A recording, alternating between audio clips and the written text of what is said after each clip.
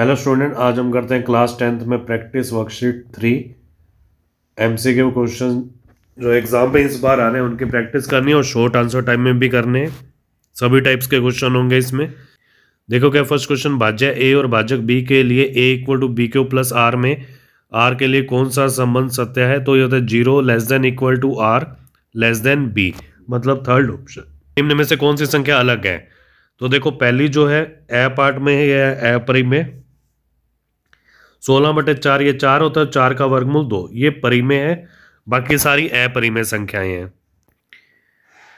दो संख्याएं a और 18 का लैसेप है और मैसेप है, 36 और 2 है तो a का मान होगा, तो हमारे पास फॉर्मूला है LCM गुना HCF बराबर पहली संख्या गुना दूसरी संख्या। तो a का मान आ जाएगा 36 गुना 2 बटे में 18। 18 को 36 से काटा 2 और गुना 2 ये आ जाएगा 4, मतलब थर्ड ऑप्शन आ जाएगा हमारे पास 4। 3 माइनस अंडर रूट 3 है एक, तो परिमेय माइनस अपरिमेय, ये अपरिमेय संख्या ही होती है।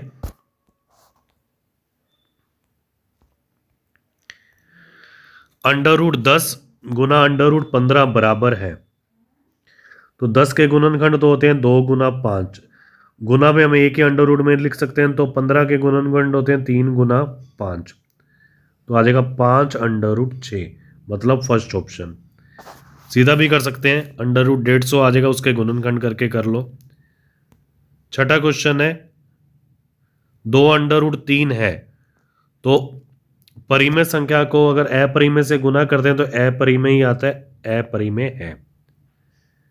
एक अभाज्य संख्या के कुल गुणनखंडों की संख्या होती है, अभाज्य संख्या के दो ही गुणनखंड होते हैं, एक तो होता है 1 और दूसरा होता है खुद, मतलब जिससे हम जो संख्या है, जैसे 3 है तो 3 के दो गुणनखंड होंगे, 1 और 3 खुद हो जाएगा, तो मतलब तीसरा ऑप्शन 2 गुणनखंड होंगे।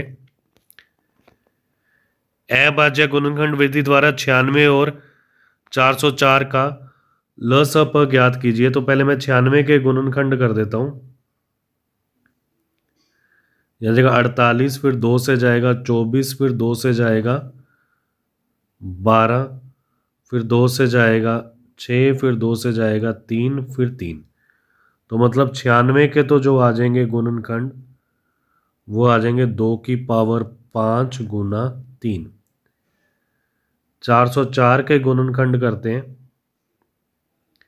तो 2 से जाएगा तो 202, फिर 2 से जाएगा 101, फिर 101 अपरिमेय संख्या है, तो 404 के जो हो जाएंगे वो आ जाएंगे 2 की पावर 2 गुना 101।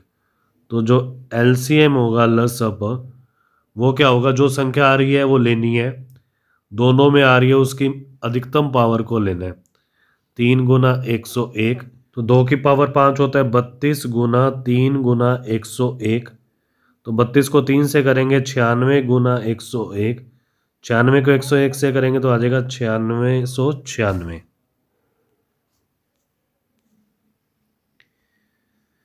135 और 225 का मसप HCF निकालना है यूक्लिड डिवीजन से, तो जो बड़ी संख्या उसको अंदर लिखेंगे और 135 से भाग दे देंगे, तो पहले 1 पर जाएगा 135, तो आ जाएगा 0 90, फिर हम 90 को बाहर लिखेंगे, 135 को अंदर, फिर 1 पर जाएगा तो ये आ जाएगा 45, फिर ऊपर से 90 उतारेंगे तो 45 दूना 90, तो इसका जो HCF आ जाएगा वो आ जाएगा 45, मतलब जो लास्ट में जिससे हम भाग दे रहे हैं, जिससे शेषफल 0 आ रहा है, तो वो वाला HCF हो जाता है 45।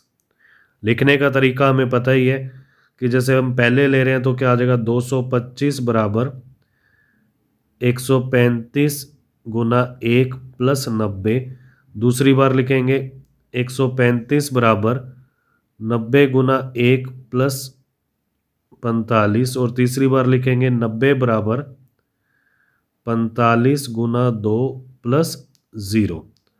ठीक है, इस टाइप से हमने लिखना है। HCF दे रखा है एलसीएम निकालना है तो होता है फॉर्मूला HCF गुना LCM, पहली संख्या गुना दूसरी संख्या। HCF 9 है, LCM हमने निकालना है। पहली संख्या है 306, दूसरी संख्या है 657। तो जो LCM आ जाएगा वो आ जाएगा 306 गुना 657 बटे में 9। उसको काटेंगे 9 7 63, 9 तिया 27। तो 306 और 77 को गुना कर देंगे तो हमारा आंसर आ जाएगा। किन्हीं दो अभाज्य संख्याओं का महत्सप लिखो तो इनका महत्सप होता है 1। यदि किसी परिमेय P अपॉन Q में Q के गुणनखंड 2 की पावर n 5 की पावर m के रूप में हो तो परिमेय संख्या का दशमलव प्रसार होगा, वो होगा शांत। यूक्लिड विभाजन परिमेयिका लिखिए। तो यूक्लिड विभाजन परिमेयिका क्या है? दो धन पूर्णांक a और b दिए रहने पर अद्वितीय संख्याएं Q तथा R इस प्रकार से विद्यमान होती है कि a equal to BQ plus R, जहाँ R का मान होता है 0 और 0 से बड़ा लेकिन B से छोटा। क्लियर? इस टाइप से आपने इस वर्कशीट को कंप्लीट करना है।